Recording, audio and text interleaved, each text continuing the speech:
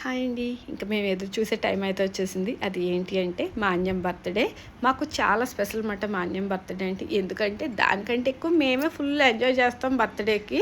ఇంకా 2 నెలల నుంచి అయితే మా అన్యమ్మ బర్త్‌డే సర్ప్రైజ్ చేయండి అని అడుగుతుంది. ఇంకా సరే ఈ 3 బర్త్‌డేలు కూడా ఎలాగో నైట్ ఏం కట్ చేయించలేదు కదా కేకు.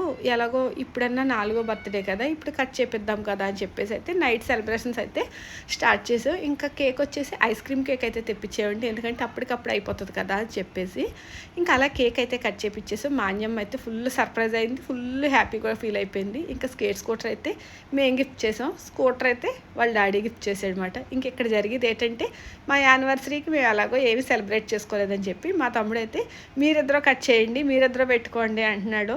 అందుకే స్పెషల్ అని చెప్పాను మా అన్యమ్మ బర్త్డే. ఎందుకంటే మా యానివర్సరీ అన్నీ ఇదే నెలలో ఉంటాయి కదా, ఇంకా అన్నీ ఫుల్గా సెలబ్రేట్ చేసుకుంటాం. అందుకు మా అన్యమ్మ బర్త్డే అంటే మాకు చాలా స్పెషల్ మాట.